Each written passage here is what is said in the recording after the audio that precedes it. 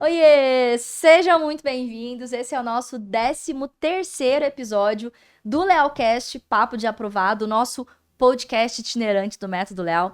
Hoje estou aqui com a Mari. A Mari tá com essa energia gostosa de quem acabou de ser aprovada e já foi conhecer o lugar onde vai estudar. Inclusive já pegou um solzinho que eu fiquei sabendo. E vamos conversar com a Mari. A Mari que foi aluna da Mentoria Leal de Aprovação, que fez todo o processo aqui junto com a gente e que me deu um voto de confiança, não foi, Mari? Foi. Deu um voto pra ela e pra mim, mas ela vai contar essa história com calma. Mas vamos começar do começo. Mari, conta pra gente o curso que você passou e a universidade, porque eu acho que talvez as pessoas também não conheçam, assim como eu não conhecia. Oi, Fê. Eu passei na UESC, Medicina, na UESC, é a Universidade Estadual de Santa Cruz. Fica em Ilhéus, na Bahia. E muita gente confunde, mas porque o nome não é muito específico, né? Mas fica em Ilhéus. E fiz um ano de MLA, depois de ter. Foi meu quinto ano na tentativa de passar em medicina.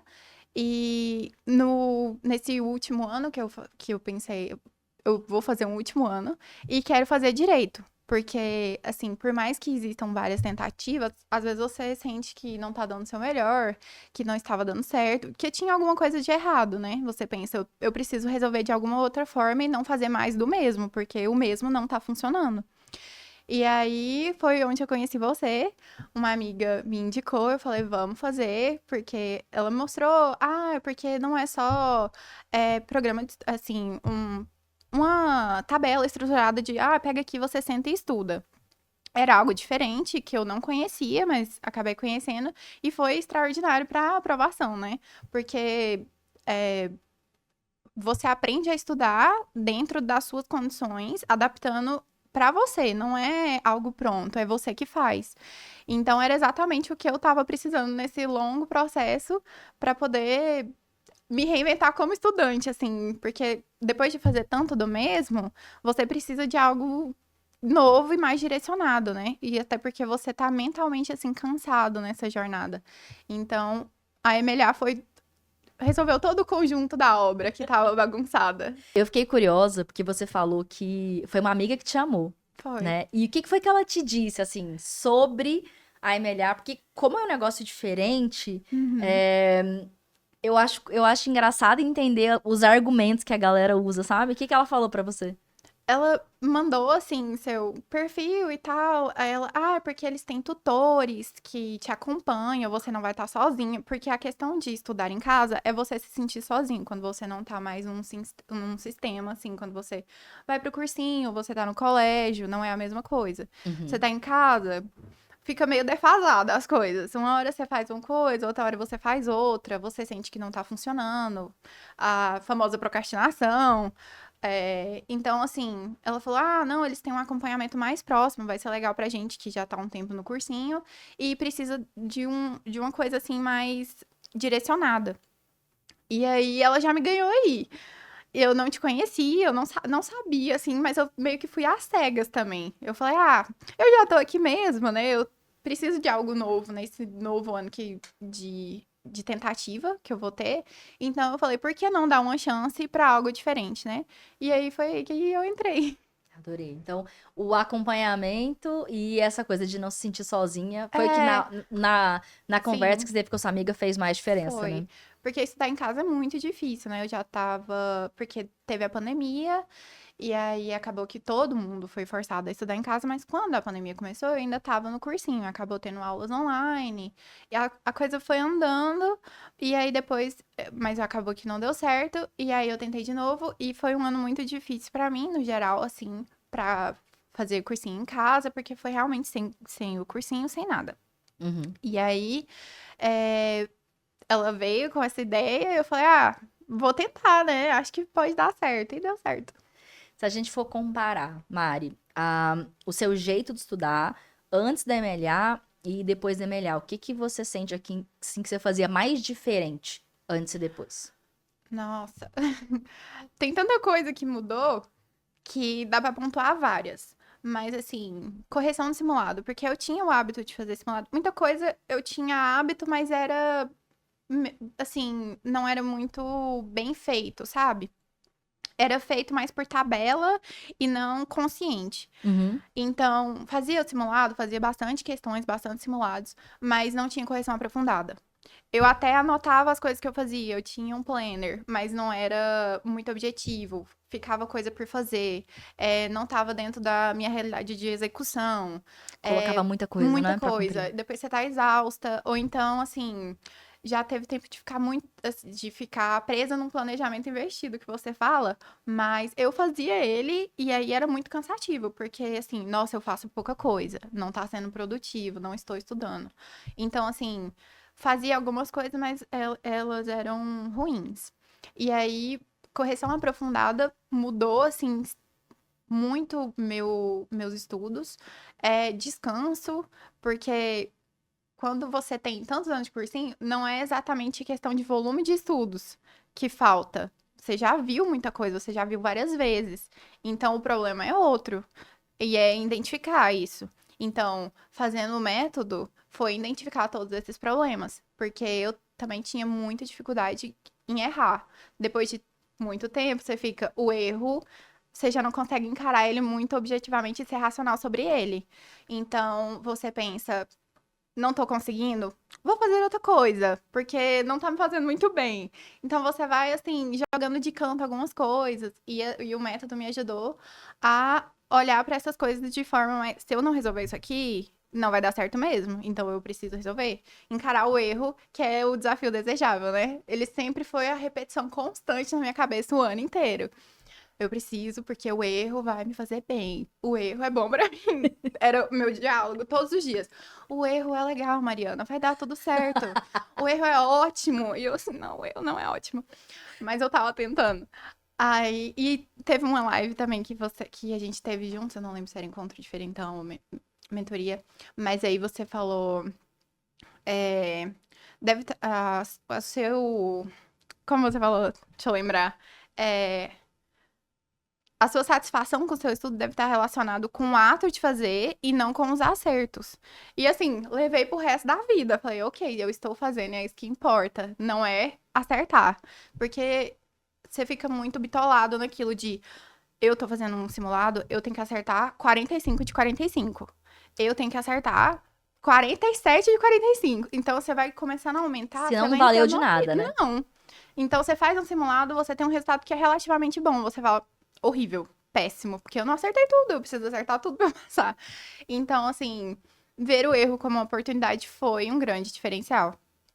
E fazendo correção aprofundada, você fica em paz com seus erros, você começa a unir todas as coisas. É uma teia. Você vai unindo ela e você vai executando melhor. Então, foi tudo isso que me ajudou. Foi todo o conjunto. Foi o conjunto. Foi. Você sentiu que ficou mais leve quando você começou a encarar o erro de uma outra forma? Ficou. Porque como o erro era uma dificuldade extremamente grande pra mim, eu me afastava por exemplo, matemática pra mim era um bicho de sete cabeças. E segundo dia de simulado, pra mim era assim, me chamar pra briga, porque Deus que me livre. Já ia sofrendo, né? Uhum, sim, você já vai psicologicamente cansado, eu não aguento mais. Ai, eu não quero mais. Eu podia estar fazendo tanta coisa hoje. Eu podia estar, nossa, e se eu não fizer? Começa todas aquelas vozes da sua cabeça. E aí eu passei tipo, você vai aumentando sua execução, você vai ficando, seja uma questão. Você fala, tá melhor, pelo menos. E você vai encarando mais isso. E falar assim, ok, tá tudo bem que eu errei. Agora eu vou fazer a minha correção e eu vou aprender com esse erro. Mas, assim, é uma repetição constante até você aceitar que é assim, né? Porque Total. a gente quer acertar o tempo todo. Mas não é E, assim. e aprendeu assim na escola, né, Mari? Porque a É, gente aprende na escola que errar é errado, que errar é sinal de despreparo, de desinteresse, de vagabundagem, né? sim, Então, é. olhar para o erro como uma etapa do processo de aprendizagem, que é como deveria ser, porque é Uhum, como é para o cérebro, sim, é difícil quando você passou uma vida escolar inteira sendo sim, ensinado ao contrário. E eu costumo falar para vocês que quanto mais tempo de cursinho, mais difícil isso fica, e você viveu isso sim. na pele. Porque a cada ano de cursinho que não dá, sem método, porque você passou esse tempo todo e passou esse tempo todo sem um método de fato, Uhum. o erro passa a doer mais. né? Quando Sim. você fala que da evitação, é porque você lembra da dor que era. Porque Sim. cada questão errada é como se fosse um anúncio de que, ó, tá vendo? Você não vai passar. Você não vai Sim. passar. Nossa, E essa é é a isso, voz não é? constante. Exatamente, essa é a voz. E assim, a realidade vestibular e a realidade de você estudar antes, assim, quando você. Porque eu fui escolher o curso que eu queria mais tarde, assim. Tem gente que fala, ai, nossa, eu queria medicina desde sempre, desde pequenininho eu falava que eu ia ser médica. Não, eu descobri que eu queria, eu já tava, assim, quase no terceiro ano. Então foi, assim. Anos levando os estudos que pra mim tava ok, porque tirava nota boa, era uma aluna boa, fazia tudo que eu precisava fazer, então pra mim tava ok. Então você mudar e para esse mundinho de vestibular concorrido é muito diferente. E você descobre uma nova realidade que você não estava fazendo o suficiente, digamos assim. Então você pensa, cara, como é que eu vou recuperar todo esse tempo? E aí você começa a falhar e você passa a lidar mal com essa falha, porque eu me dava bem tão bem antes, o que que aconteceu? Fiquei burra? Que você começa a questionar você mesmo e não o que você tá fazendo. Total. E aí, o método ajuda você a olhar para o que você tá fazendo, porque o erro não tá em você exatamente. Ele tá na forma que você tá lidando com o que você tá fazendo, do jeito que você tá fazendo, mas principalmente eu acho que psicologicamente como você tá lidando com o que você tá fazendo. Total. Eu sempre escolhi entender que quando eu ensinava pra vocês o que acontecia no cérebro, né? A resposta negativa ao erro e esse feedback, dava pra vocês a possibilidade de, na hora da treta, que é a hora que dói, que é a hora que dá vontade de chutar o balde, desistir, olhar pra essa estrutura de uma outra forma, porque você tem um outro repertório pra ancorar, que não é só o repertório de tá vendo, você não faz, tá vendo, você não se importa, ou você é burra, que é o nosso diálogo interno nada apoiador, né? Que é o contrário do diálogo interno apoiador. Você fez um ano de MLA e aprendeu a errar, aprendeu a fazer correção aprofundada, teve que repensar toda a sua forma de encarar os erros que você via lidando aí na época do cursinho e teve acompanhamento de tutor, que é o que sua amiga falou que ia fazer diferença. Foi. Fez diferença? Fez diferença. A minha tutora foi a Ana. Eu chamo ela de Ana, vocês chamam ela de Bia, eu acho. Que ela é de Manaus. Aham. E ela sempre puxando minha orelha, porque acabou que eu troquei de tutora, porque a que eu tinha, ela acabou saindo por tá atarefada com a faculdade, né? E eu encontrei a Ana e eu adorei a Ana. Primeiro que quando a gente foi trocar, assim, ela me ligou e a gente ficou batendo um papo, assim, ela não tô conseguindo te encontrar, não sei o quê. E a gente conversando coisas aleatórias, ela é muito simpática. E aí, sobre os estudos, assim, acompanhar, eu sou muito ansiosa. Extremamente ansiosa, assim. Tô sofrendo com coisa com muita antecedência sempre. Aí ela fala, pelo amor de Deus, Mariana, agora você não vai surtar com isso. Não tem nada dela, mulher, isso não tá acontecendo, você tá fazendo assim. Eu, não. Não é assim, Ana. E ela me colocava mais nos eixos.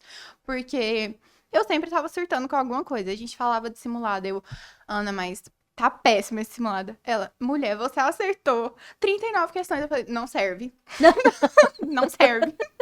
Ela fazia o contrapeso, então. E aí a gente sempre conversando sobre os feedbacks, né? E ela sempre me voltando, assim, pra realidade. Você vai fazer assim, assado, para ser mais objetiva. Porque você sai louca, assim, né?